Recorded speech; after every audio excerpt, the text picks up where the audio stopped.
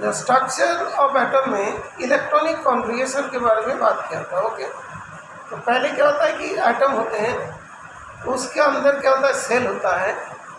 Cell के अंदर क्या होता है, सबसेल होते हैं। सबसेल के अंदर क्या होता है, ऑर्बिटल होते हैं। ऑर्बिटल के अंदर क्या होता है, इलेक्ट्रॉन। तो पहला पॉइंट पेपर सेल है, सेल के अंदर सबसेल है, सबसेल के अंदर ऑर्बिटल, ऑर्बिटल में हो गया इलेक्ट्रॉन्स। ठीक है, अभी इसके बाद जो है ऑर्बिटल के अंदर के फिर इलेक्ट्रॉन्स होंगे। तो सेल जो है, जो यहाँ पे लिखे सेल, यहाँ पे लिखता हूँ सबसेल, और यहाँ पे लिखता हूँ ऑर्बिटल।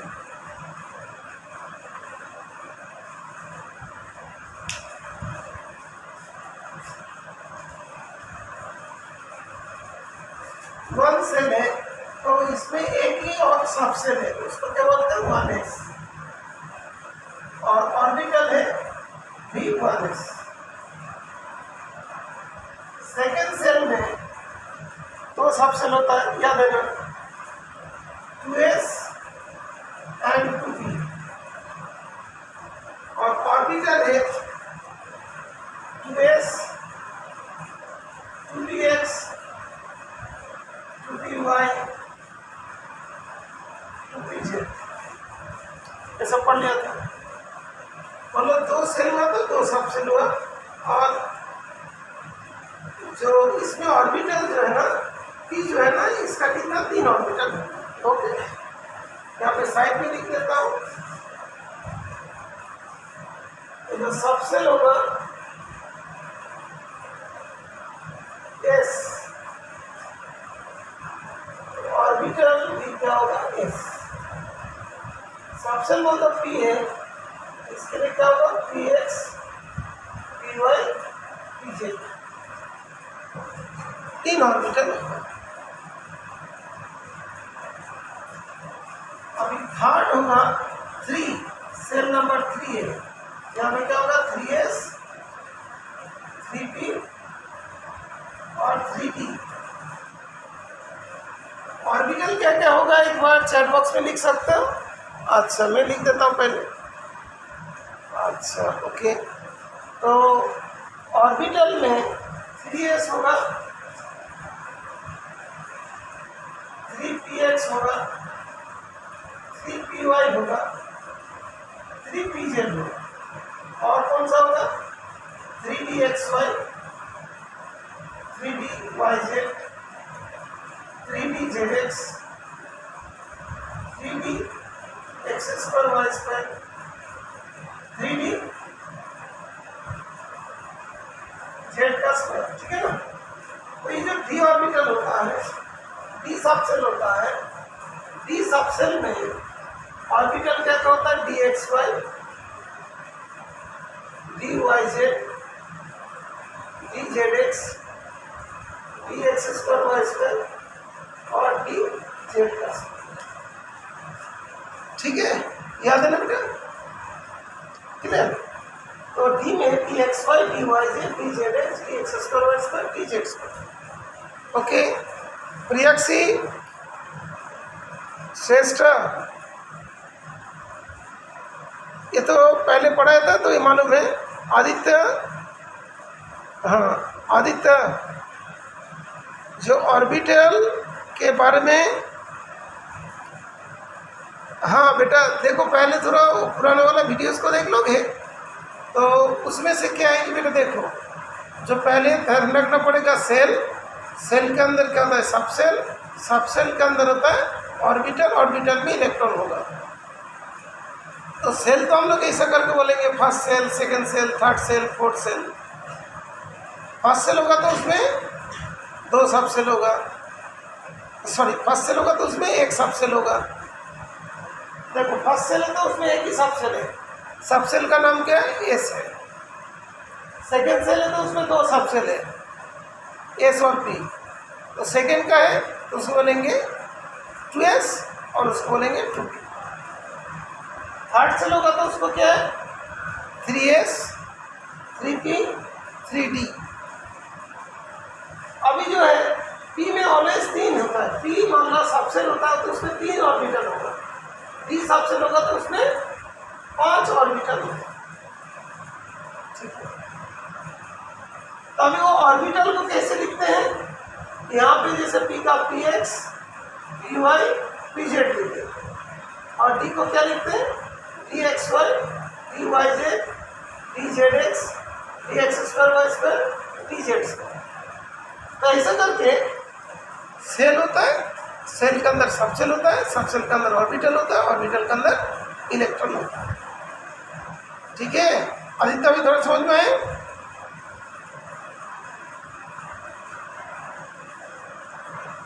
तो इसमें एक सीक्वेंस टाइप का है,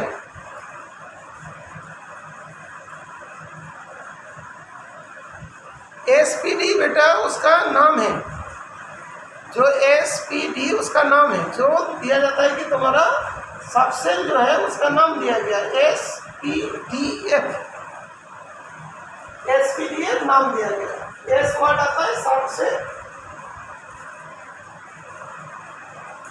पी वर्ड सबको पता है किससे आता है बेटा, पी एक बार चैट बॉक्स में लिखिए, प्रिंसिपल से, डी आता है डिफ्यूज से, और एफ जो सब सेल होता है फंडामेंटल्स। ऐसा करके ये सब वर्ड्स आते हैं। ठीक है आदित्य, तो एस जो है शार्प, और पी होता है प्रिंसिपल, डी होता है डिफ्यूज, एफ होता है फंडामेंटल। इस तरीका से इसका नेमिंग आता है। ओके, बिकॉज ये न्यू चीज़ है, थोड़ा बीच बीच में रिवीजन होगा तो सबको याद आ जाएगा। अभी एक चीज़ हम बताते हैं, देखो ये जो एस ऑर्बिटल होता है ना, उसको देखने में कैसा होता है, ऐसा होता है स्फेरिकल टाइप, और पी ऑर्बिटल देखने में कैसा होता है, जैसे पी एक्स है, केवल एक्स एक्सिस है, पी एक्स ऐसा होता है। पी वाई कैसा है,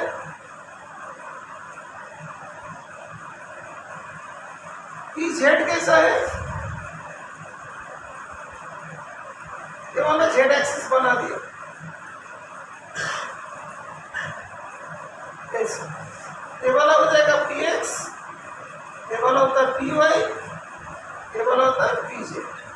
मतलब इलेक्ट्रॉन आइदर इस एरिया में रहेगा, नहीं तो यहाँ पे रहेगा, नहीं तो इस जगह पे रहेगा। मतलब एक्स एक्सिस वाला ये वाला हुआ तो कुछ इलेक्ट्रॉन ऐसे ऐसे रोटेट कर रहा है, कोई ऐसे ऐसे इसी जगह पे होगा, नहीं तो मतलब जेड वाला एक्सिस में होगा। तो बात क्या हुआ था, ये पूरा एक बार मैं तुम लोग को बता देता हूँ।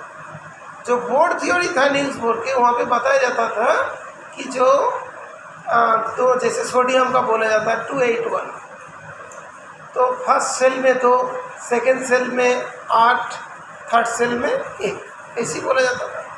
वो वाला थ्योरी डिटेल्स में नहीं बताता था, लेकिन ये वाला थ्योरी जो है वो डिटेल्स के बारे में बताते हैं कि 2 इलेक्ट्रॉन कहाँ पे होंगे, बाकी जो 8 इलेक्ट्रॉन है वो कहाँ पे होगा, कौन सा सेल सब सेल में होगा, कौन सा सेल।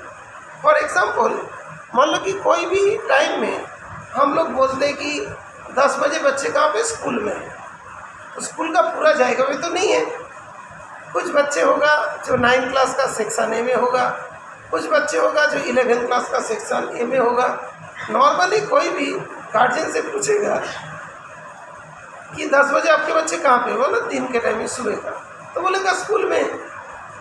तो सारे बच्चे स्कूल में है तो बात सही है, लेकिन कोई बच्चे को एक ढूंढने जाएगा, क्या उसको मिल जाएगा? गेट में गया, गेट में मिल जाएंगे बच्चे, नहीं ना, ठीक है ना। फुटबॉल ग्राउंड में जो मतलब ग्राउंड है वहाँ पे जाएगा तो मिल जाएगा, कैफेटेरिया में जाएगा तो मिल जाएगा, नहीं मिलेगा ना।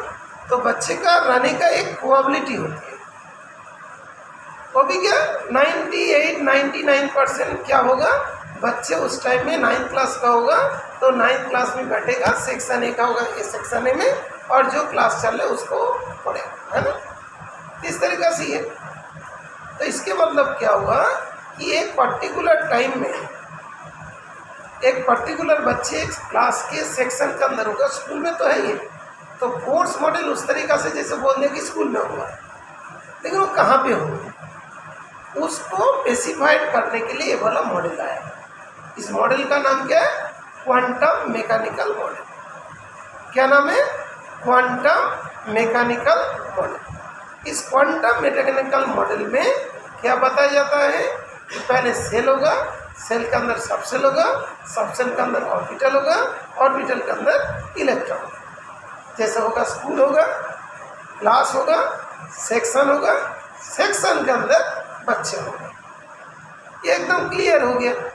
जैसे मतलब कोई बोलेगा आपके बच्चे स्कूल में कहाँ जाएगा, 9th क्लास, उसके बाद सेक्शन, सेक्शन के अंदर फिर रो होगा, कौन सा रो में बच्चे बैठे। तो जो डिटेल स्टडी एक क्वांटम मैकेनिकल मॉडल वाला। अभी जैसे मतलब स्कूल होता है, क्लास होता है, सेक्शन होता है, रो होता है, तो इसी तरीक़ा से यहाँ पे भी डिस्ट्रीब्यूशन हो रहा है। अभी जैसे तुम देखोगे 9th क्लास का जैसे मतलब जैसी क्लासरूम होती है, और 11-12 क्लास तो थोड़ा अलग टाइप का होती है ना, फिर लैब थोड़ा अलग हो जाते हैं। यहाँ पे भी ऑर्बिटल का अलग अलग शेप होती है। कोई ऑर्बिटल इस टाइप का शेप का होगा, इसको क्या बोलते हैं, इस शेप का नाम क्या होता है, डम्बेल। इसका नाम क्या होता है, डम्बेल। जो मतलब जो जिम में है ना डम्बेल टाइप का होते हैं, इस टाइप का होता है, उठाते हैं एक्सरसाइज वगैरह करते हैं, that is called dumbbell. Okay, अभी इस टाइप का जो ऑर्बिटल है इसका भी है, ये वाला एक से ये वाला हुआ है, तो डी जो है ना वो ऐसा है, डी XY ऑर्बिटल इस तरीक़ा से। ओके, तो सभी ऑर्बिटल का अलग अलग शेप होगा, जो हम लोग को धीरे धीरे ध्यान रखना। तो ऑर्बिटल क्या हुआ, orbital the space in the atom in which finding of electron is maximum. वो स्पेस होगा, 3 डायमेंशनल स्पेस होगा, जहाँ पे finding of electron will be maximum, that is near about 98%। ये बात क्लियर हुआ। अच्छा, इसके बाद होता है कि देखो जैसे कोई इलेक्ट्रॉन आएगा कहाँ पे होगा, जैसे मान लो कोई बच्चे होगा जो एयरफोर्स स्कूल की केवी, वहाँ पे एक पर्टिकुलर सेक्शन में होगा, तो जैसे मान लो कि हम लोग हाइड्रोजन का इलेक्ट्रॉन बोलेंगे, हाइड्रोजन में एक इलेक्ट्रॉन है, तो वो इलेक्ट्रॉन कहाँ जाएगा, जैसे 1s पहले कौन भरते हैं, 1s पहले फिल होता है, बिकॉज उसकी एनर्जी कम होती है। पहले 1s भरेगा, उसके बाद 2s भरेंगे, उसके बाद 2p भरेगा, इस तरीके से। जैसे 1s भर गया, उसके बाद 2s भरेगा, उसके बाद 2p भरेंगे, उसके बाद 3s भरेगा, उसके बाद 3p भरेंगे, इस तरीके से भरते चले जाएंगे। ओके, तो जब इलेक्ट्रॉन का फिलअप होगी तो हम लोग को ध्यान रखना पड़ेगा, उसको कैसे बताएंगे। हाइड्रोजन का फिलअप हो रहा है, 1s1, ये क्या बताएगा, 1। सेल नंबर 1 में जो s ऑर्बिटल है उसमें एक इलेक्ट्रॉन चला है। जब हीलियम होगा 1s2 हो जाए, फर्स्ट जो सेल है उसका जो ऑर्बिटल है उसमें दोनों इलेक्ट्रॉन होंगे। तो निस्बत में तो यही बताया था, ये इलेक्ट्रॉन होती है, स्पेशल लिखते हैं, हीलियम को 2 लिख देते हैं। निस्बत में तो यही बताया था। लिथियम का होगा तो कैसे होगा, 1s2, इसका 3 इलेक्ट्रॉन है ना, तो यहाँ पे चला जाएगा, और 2s1। तो मोर्स मॉडल में भी 2,1 बोला था, बात तो सही है ना, 1s2 2s1, यहाँ पे 2 हुआ, यहाँ पे तो बात तो बहुत बड़ी है, वही है। लेकिन इसमें क्या ओपोल मतलब थोड़ा एवरेज बता दिया था, यहाँ पे डिटेल्स में बता देखिए। बेरिलियम का 4 है, क्या होगा 1s2 2s2, ठीक है। तो अभी इसके लिए कुछ रूल्स होता है कि कौन सबसे पहले भरेगा, कौन सबसे बाद में भरेगा, वो एनर्जी के ऊपर डिपेंड करता है। जिसका एनर्जी कम है वो पहले भरेंगे, जिसका एनर्जी ज़्यादा है वो बाद में भरते चलेंगे, ठीक है। ये बात क्लियर? जिसका एनर्जी कम है वो पहले, और जिसका एनर्जी ज़्यादा है वो बाद में भरते चले जाए, ओके। अच्छा, इसके बाद बेटा देखो, ये जो सेल है, जो सबसेल है, जो ऑर्बिटल है, इसको बताने के लिए जैसे मान लो कोई बच्चे होते हैं ना, उसके नाम होता है और उसको बताने के लिए एक रोल नंबर दिया जाता है। तो सेल को बताने के लिए एक नंबर दिया जाएगा, जैसे हम लोग का एक मकान नंबर होते हैं, एक टेलीफोन नंबर मतलब मोबाइल नंबर होता है, अलग अलग नंबर होता है ना, लेकिन है उसी का है। एक इंडिविजुअल का मकान नंबर है, एक इंडिविजुअल का फ़ोन नंबर भी है, एक इंडिविजुअल का गाड़ी का नंबर भी है, किसी से भी उसको पकड़ा जा सकता है ना। तो सेल को हम लोग थोड़ा इसको अभी हटाता हूँ,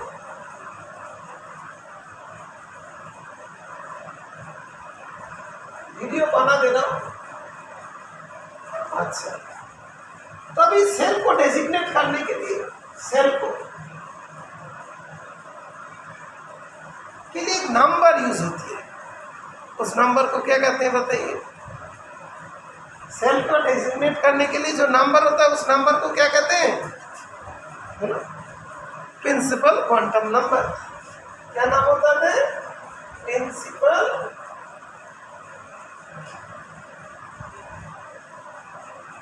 क्वांटम नंबर, इसको एन से डेजिग्नेट करते हैं। क्या नंबर होता है? प्रिंसिपल क्वांटम नंबर, जिसको एन से डेजिग्नेट करते हैं। सबसेल को बताने के लिए कौन सा नंबर होता है? सबसेल को बताने के लिए azimuthal quantum number, azimuthal quantum number, इसको एन से डिनोट करते हैं। ऑर्बिटल ये क्या होता है? मैग्नेटिक ऑर्बिटल क्वांटम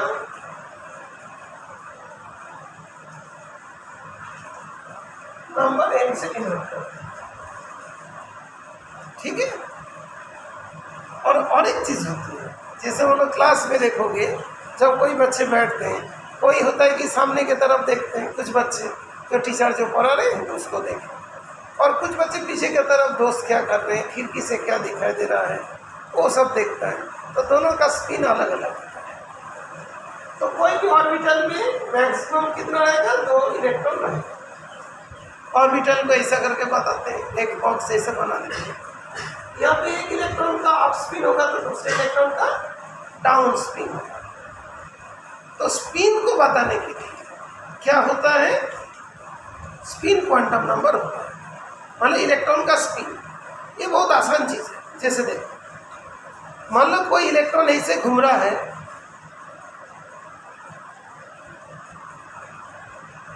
एक मिनट, किसी ने इलेक्ट्रॉन स्पिन क्वांटम नंबर, और उसको ही पता तो बहुत आसान है। जैसे कभी तुम लोग ये वाला रूल पढ़ा था ना, कौन सा रूल था? Right hand thumb. आज बोले ये डायरेक्शंस होता है, ये वाला मैग्नेटिक फील्ड हो। अभी ऐसा रोटेशन है तो ऊपर की तरफ मैग्नेटिक फील्ड हुआ, करंट का डायरेक्शन ये तो जानते हो। करंट का जो डायरेक्शन होता है, इलेक्ट्रॉन उसका अपोजिट डायरेक्शन में जाता है, ठीक है ना। तो अब स्पिन के लिए मान लो कि मैग्नेटिक फील्ड नीचे हुआ, तो डाउन स्पिन के लिए मैग्नेटिक फील्ड अपर होगा।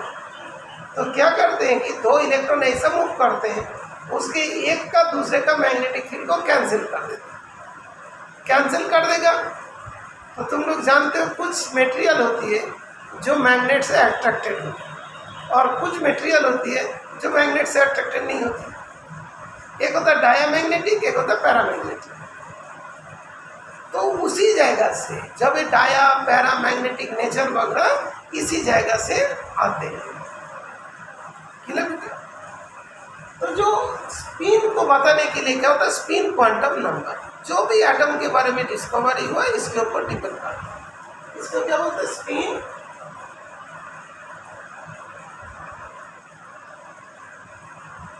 Electron spin quantum number. अभी देखो ये इलेक्ट्रॉन स्पिन क्वांटम नंबर बहुत बाद में इसके बाद बना था, लेकिन क्या है कि इसके साइंटिस्ट का नाम भी ध्यान रखना पड़ेगा। इसने स्पिन क्वांटम नंबर को डिस्कवर किया था। एक बार देख के बताइए, देखता हूँ कौन जल्दी ढूंढते हैं। स्पिन क्वांटम नंबर किसने डिस्कवर किया था? अच्छा, हम लोग बात कर रहे थे इलेक्ट्रॉन स्पिन क्वांटम नंबर। जो साइंटिस्ट था जॉर्ज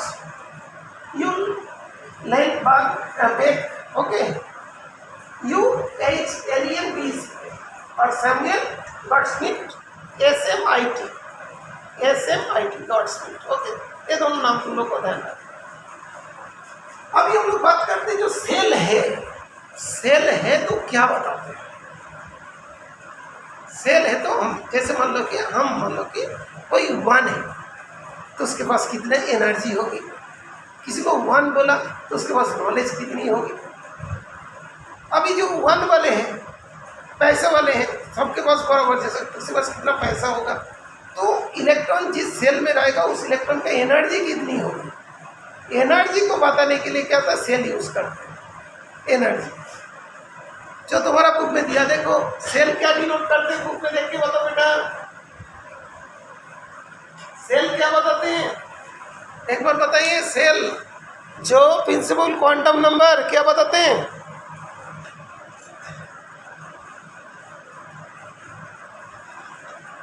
हाँ बेटा, अभी जो तुम लोग को बता रहा था, सेल जो है दो चीज को डेजिग्नेट करते हैं, size as well as energy. Size क्या होता है, जो बोर्ड्स मॉडल में भी बताया गया था, जो इसका रेडियस होगा, रेडियस। जैसे पहला सेल हुआ, ये तो छोटा सा होता है, उसके बाद बड़ा होता है, उसको बड़ा होते होते ही चलता है। तो 52.9 n square upon jet, n square क्या होता है, प्रिंसिपल क्वांटम नंबर। तो क्या हुआ, मतलब जेट तो कौन सी, हाइड्रोजन होगा तो जेट के वैल्यू 1 हो जाएंगे, हीलियम होगा तो जेट के वैल्यू 2 हो जाएंगे, लिथियम होगा तो जेट के वैल्यू मतलब 3 हो जाएंगे, नहीं वो तो सेम रहा। लेकिन अभी देखो हाइड्रोजन ही बोले तो जेट के वैल्यू 1 होगी, तो फर्स्ट वाला सेल होगा तो 52.9 होगा, लेकिन सेकेंड वाला सेल होगा 52.9 इंटू 4 टाइम्स हो गया, उसका 9 टाइम्स हो जाएगा। ऐसे ऐसे एनर्जी है जो है, इलेक्ट्रॉन जो है उसके एनर्जी नेगेटिव में होता है। ये बोले कांस्टेंट वैल्यू होता है 2.18 × 10⁻⁸. और अभी एक चीज़ मैं बोल के रखता हूँ, ये जो 52.9 पिकोमीटर जो है ना, इसका डेरिवेशन भी है तुम्हारा 12th क्लास में एटम वाला चैप्टर में, ये करना है, लेकिन अभी तुमको इसको याद रखना है। -2.18 × 10⁻18 जूल जो है, इसका भी डेरिवेशन तुमको 12th क्लास में फिजिक्स में करना पड़ेगा। ये Z² दैट मीन्स यहाँ पे क्या हुआ, Z² और n² ठीक है बेटा। तो ये जो n जो स्क्वायर है, तो इसका मतलब जैसी n का वैल्यू चेंज होगा एनर्जी भी चेंज होते जाएगी। और नेगेटिव मतलब क्या होता है ये तुमको बता देता हूँ। जो इन्फिनिटी में जब बहुत दूर में इलेक्ट्रॉन होगा उसका एनर्जी 0 होगा।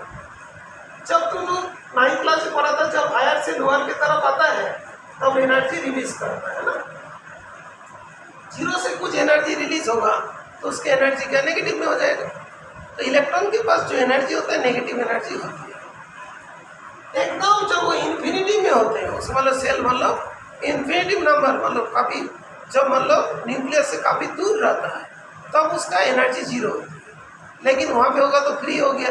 लेकिन इलेक्ट्रॉन जैसे मतलब अंदर के तरफ होगा, जैसे सेल, जैसे हम लोग का हाइड्रोजन का first cell, second cell, third cell, electron तो कहीं पे भी रह सकता है। नॉर्मली वो क्या रहता है, फर्स्ट सेल में रहता है हाइड्रोजन का इलेक्ट्रॉन। तुम एनर्जी दो सेकंड में चला जाएगा, और ज़्यादा एनर्जी दो थर्ड में चला जाएगा, फिर मान लो एनर्जी देना बंद कर दो तो आपने हम नीचे आ जाएगा। तो जब मान लो कि न्यूक्लियस से काफ़ी दूर होगा तब उसकी एनर्जी क्या जीरो होगा। इसका मतलब अंदर के जब आएगा जीरो से कुछ कम होते होते होते होते आएगा, जीरो से कम क्या होता है, नेगेटिव एनर्जी होता है। ओके, ये भी तुम्हारा एनसीईआरटी बुक में दिया है वाला चीज़, वो भी एक बार दिखा देता हूँ। इलेक्ट्रॉन की एनर्जी नेगेटिव एनर्जी होती है।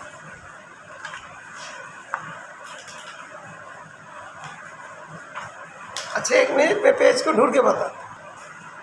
पेज मिल गया बेटा, पेज नंबर 47 नीचे देखो लिखा है। अच्छा मिल गया, ओके ठीक है। तो इलेक्ट्रॉन के पास जो एनर्जी होता है नेगेटिव होता है। तो अभी देखते हैं, जो दो चीज़ हम लोग को बताया था, principal quantum number, size and energy बताता है। साइज मतलब कितना बड़ा होगा वो सब बता देगा, एन के ऊपर डिपेंड करता है, और एनर्जी भी बता देगा। ठीक है, तो now we talk about azimuthal quantum number. किसके बारे में बताते हैं, एजीमुथल क्वांटम नंबर। हाँ बेटा बताइए, एजीमुथल क्वांटम नंबर किसके बारे में बताते हैं। तो अभी देखोगे बेटा, जो हम बता रहा था कि एजीमुथल क्वांटम नंबर क्या बताएगा, 3 dimensional shape of the orbital. Okay, it defines the 3 dimensional shape of the orbital। Okay, जैसे इलेक्ट्रॉन, ये तो जानते हो, पी वाला जो होता है पी सबसे ऐसा होता है, डाबले जैसा होता है। अभी क्या इसमें ऐसा हो गया, बोला पी एक्स हो गया, ऑर्बिटल हो गया, ऐसा होगा तो पी वाई, ये ऑर्बिटल हुआ, ऐसा हो गया तो पी जेड, ये भी ऑर्बिटल हो गया, है ना। P X, P Y, P Z, P तो है ना, पी तो है, तो पी कैसा देखने में हो, एक्स एक्सिस के अलॉन्ग, वाई एक्सिस मतलब mutually perpendicular to each other, है ना। तो ये क्या बताएगा, नहीं तो कभी कभार होते हैं, what does angular momentum quantum number defines. कोई कोई बोलते सबसे ऑर्बिटल के रेस्पेक्ट में बताना पड़ेगा, मतलब उसका ऑर्बिटल देखने में कैसा होगा, डम्बल शेप का। तो 3 dimensional shape of the orbital, 3 dimensional shape of the orbital. और उससे पहले क्या बताया था, प्रिंसिपल क्वांटम नंबर क्या बताया था, energy of the orbital, large extent energy of the orbital, size of the orbital और एनर्जी ऑफ द ऑर्बिटल। सारे जो प्रिंसिपल क्वांटम नंबर, जितने भी क्वांटम नंबर है, वो सारे क्या डिनोट करते हैं, ऑर्बिटल के बारे में बताते हैं। इसके बाद मैग्नेटिक क्वांटम नंबर और एक है, मैग्नेटिक क्वांटम नंबर मिल गया।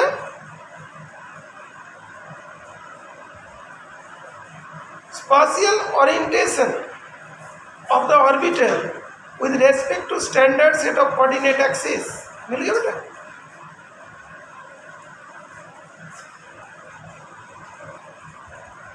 अच्छा, अभी हम लोग का बात था कि जो सबसेल, ये जो एजीमुथल क्वांटम नंबर,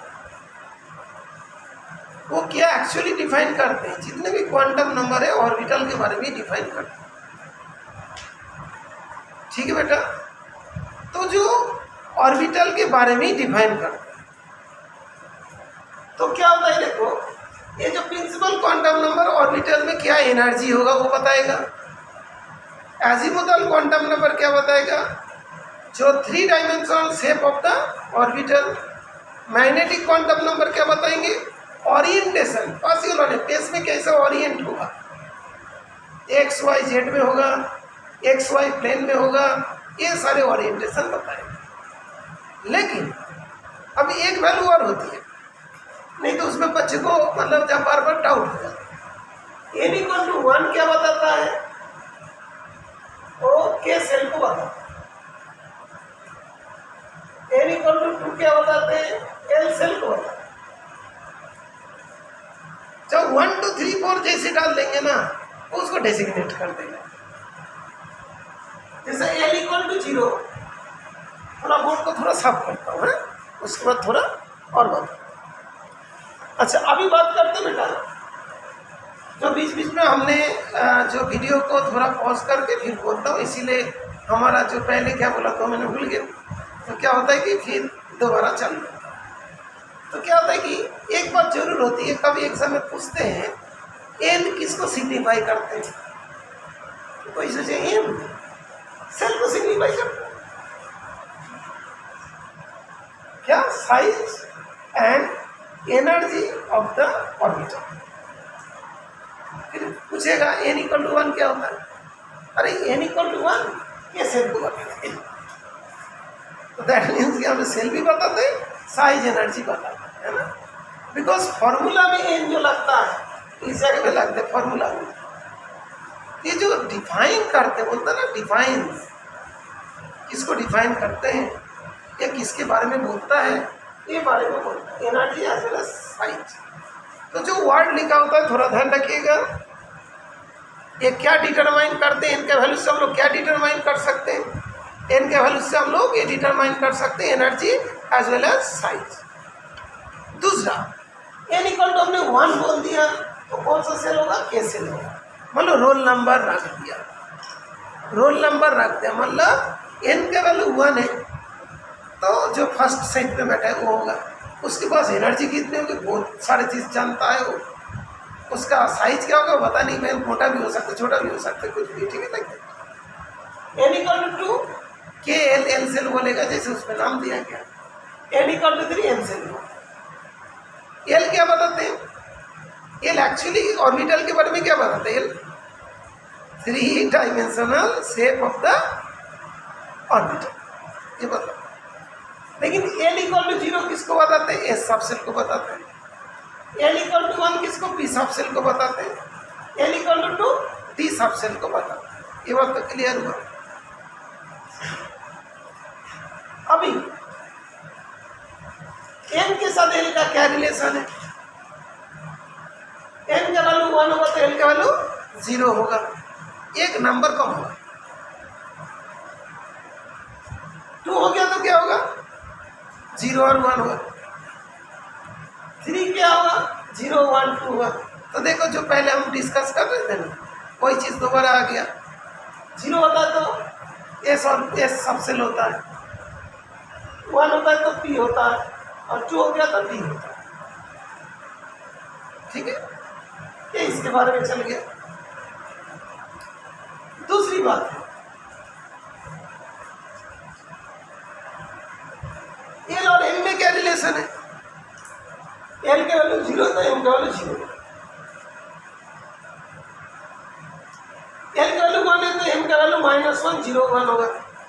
3 आ गया ना, हम लोग लगा पी में 3 ऑर्बिटल होता है, तो 0 वाला पीजेड को नॉर्मली डिनोट करते हैं, 1 वाला पी एक्स को, -1 वाला पी वाई से बताएंगे। ओके, फिर कभी कभी इसमें कोई चेंजेस भी करते हैं, नॉर्मली ऐसा बोला जाता है, ये भी दूसरा वाले में भी जैसे करके डिपेंडेबल जगह पे डेसिग्नेट किया जाता है। एल का वैल्यू 2 है तो क्या होगा, 0 वाला डी जेड स्क्वायर को बताएगा, 1 वाला डी एक्स जेड को बताएगा, 2 वाला D X square Y square को बताएगा, -1 डी वाई जेड और -2 डी एक्स वाई को बताएगा। ठीक है, तो अभी देखो ये जो प्रिंसिपल क्वांटम नंबर है ये कैसा करके इसको बताया गया। एक्चुअली एक इक्वेशन होता है जिसको बोलते हैं वेव इक्वेशन। मान लो हाइड्रोजन का एक वेव इक्वेशन होता है, वो तो मतलब बड़े हायर क्लासेस में एमएससी वगैरह में पीएचडी में पढ़ोगे वेव इक्वेशन, मतलब कि तुम केमिस्ट्री पढ़ते हो तो जैसे हम लोग का क्वाड्रेटिक इक्वेशन होती है, क्यूबिक इक्वेशन होते हैं। जब क्यूबिक इक्वेशन को सॉल्व करते तो क्या कहता है, अल्फा बीटा गामा आता है, 3 रूट आती है। क्वाड्रेटिक को सॉल्व करते तो क्या आता है, 2 आता है अल्फा बीटा। ऐसा करके वेव इक्वेशन होता है।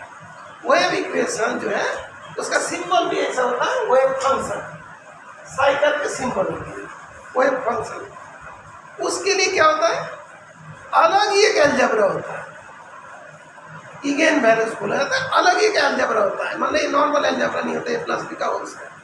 उस जगह पे इसका सॉल्यूशन किया जाता है। जब उस वेव इक्वेशन को सॉल्व करते हैं तब क्या क्या जैसे रूट आता है, एक एन आता है, एक एल आता है, एक एम आता है, ये सब है, ठीक है। अभी जो एन के वैल्यू आता है वो सारे किस में आता है, नेचुरल नंबर, बिकॉज 1 से स्टार्ट हुआ। जो एल का वैल्यू जो आती है वो सारे होल नंबर होता है, 0 से स्टार्ट होता है। और एम का जो वैल्यूज होता है सारे इंटीजर होता है, एम नेगेटिव पॉजिटिव ऐसा।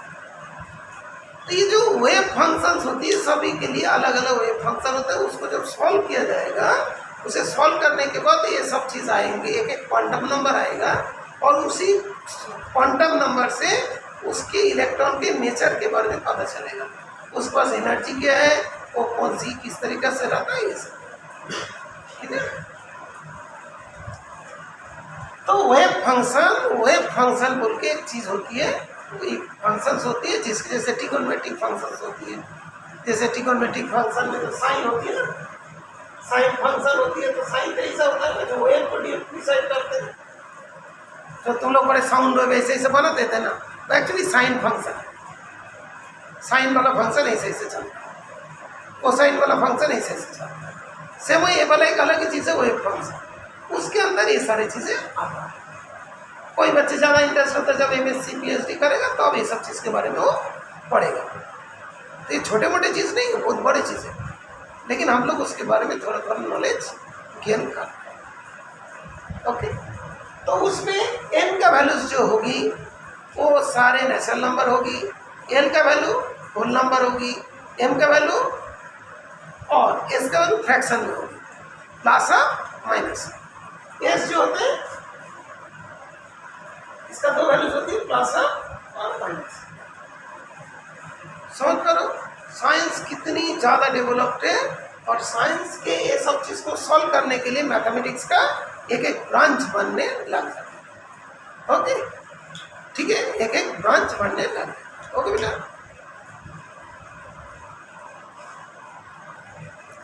जो एक वेव फंक्शंस होती है उसको सॉल्व करके ये चीज़ आता है, वो जस्ट उसका नाम लिखा है बुक में, जहाँ पे पेज नंबर 53 है, स्कॉन्डिजर इक्वेशन, स्कॉन्डिजर इक्वेशन बोल के लिखा होगा, देखो पेज नंबर 53 में स्कॉन्डिजर वेव इक्वेशन।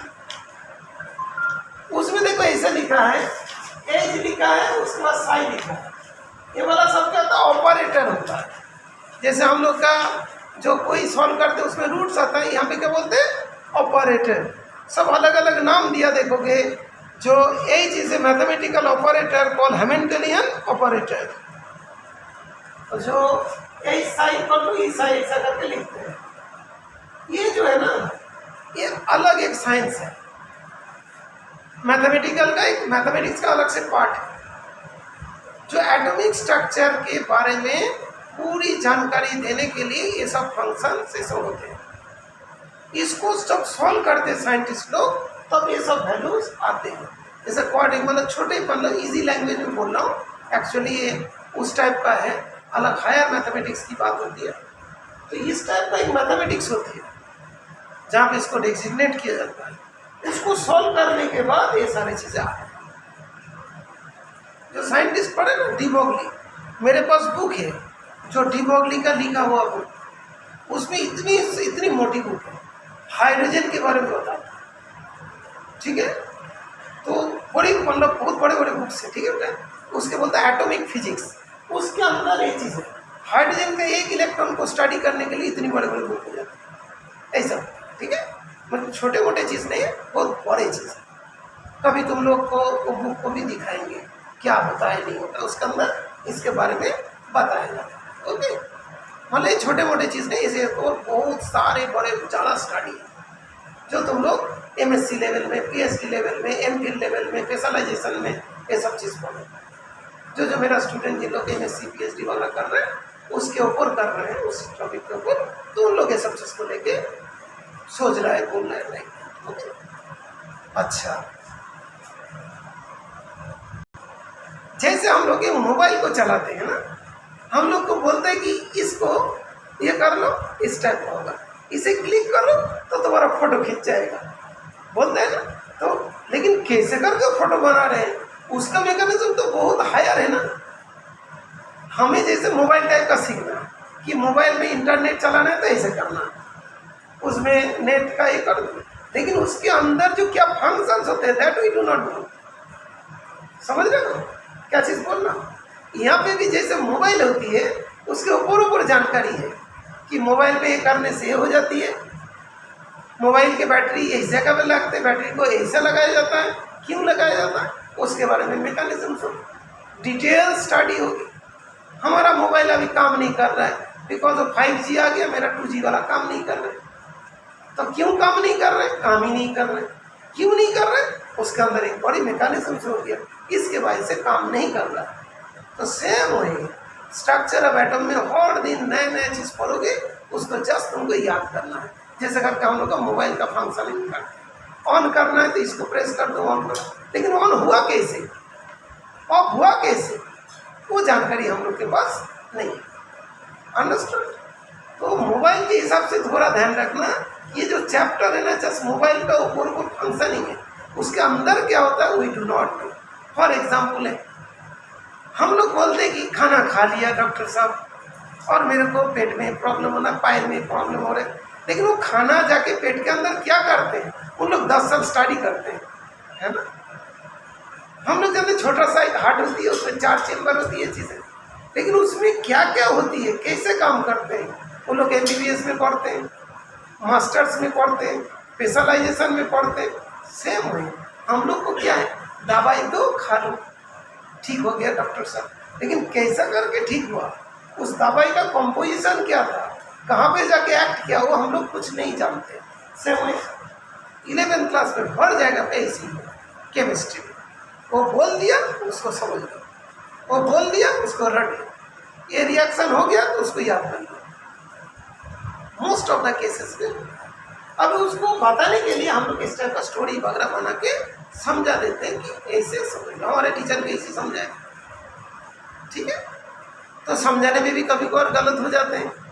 क्या होता है कि स्टोरी बनाना है, स्टोरी तुम लोग उसके साथ लिंक नहीं कर पाए, लाइक दैट। ओके बेटा, पता चल रहा है कि स्ट्रक्चर ऑफ एटम हार्ड लगता है बिकॉज हम लोग को डिटेल्स में तो बताएगा नहीं, ओनली जैसे मैंने यहाँ पे लिखा SI इक्वल्स टू ESI, ये लिख दिया।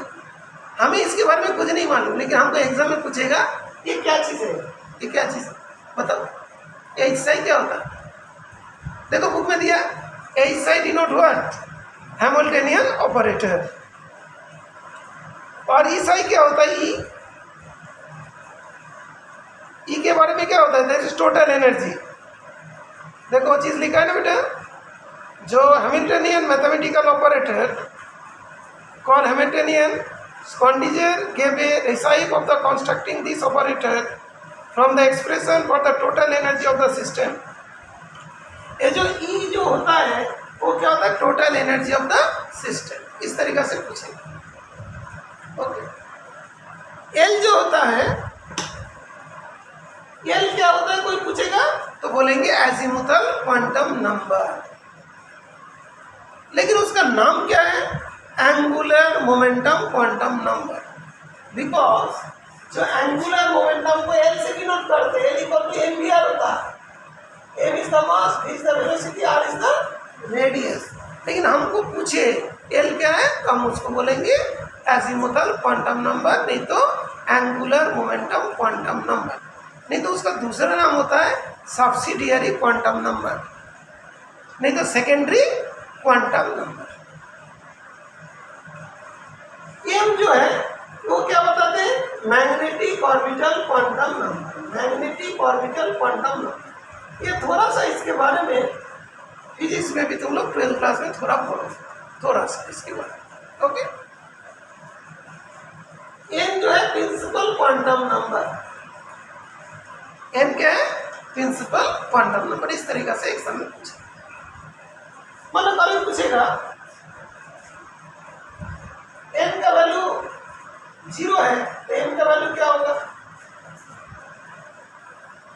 m का वैल्यू 0 कभी नहीं हो सकता है, m तो नेचुरल नंबर से शुरू होती है। जैसे हम बोले m के वैल्यू 0 तो m के वैल्यू क्या होगा, होगा ही नहीं, बिकॉज m के वैल्यू तो 1 से शुरू होती है। ठीक है। लेकिन कोई बोला एल के वैल्यू 0 है तो क्या होगा, एल के वैल्यू वो 0 होगा, इस तरीके से। ठीक है, एक बार तुम लोग से, हाँ बेटा बहुत सारे स्टोरी हम लोग सुन रहे थे, थोड़ा बोर हो गया था, अभी क्वेश्चन लेके माइंड को सेट कर। तो एनर्जी के लिए क्या रूल होती है, एन प्लस एल रूल। जिसका एन प्लस एल के वैल्यू ज़्यादा होगा उसके पास ज़्यादा एनर्जी है, और जिसके पास एन प्लस एल के वैल्यू कम है, ये बोला सभी देख। पहले जो है हम लोग एक एक करके देख रहे थे, 4t एन का वैल्यू 4 और एल में डी का वैल्यू क्या होता है 2, 6 4। 5p कौन सा हुआ, 5p का वैल्यू क्या होता है, एल का वैल्यू 1 होता है, एन प्लस एल, एन का एल, दैट इज 6।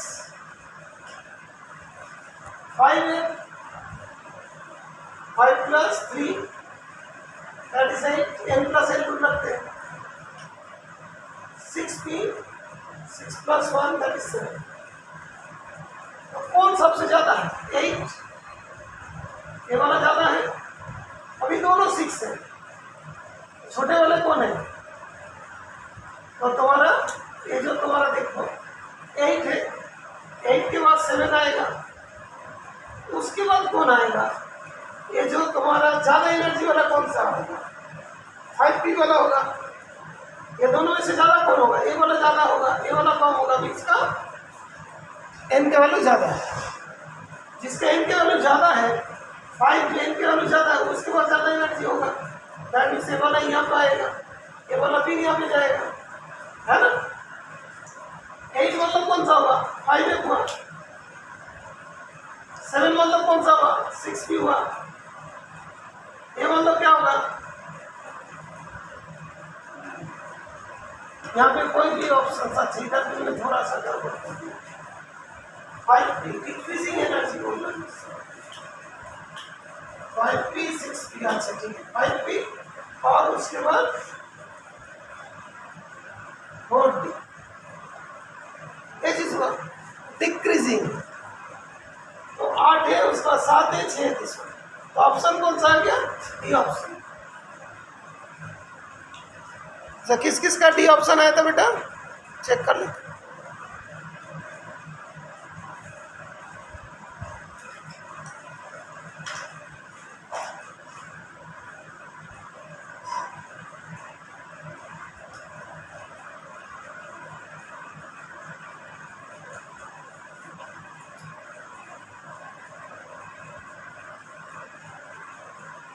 अच्छा ओके शिवेंद्र, जो तुम पूछ रहे हो ना ये वाला, देख साइन 30 डिग्री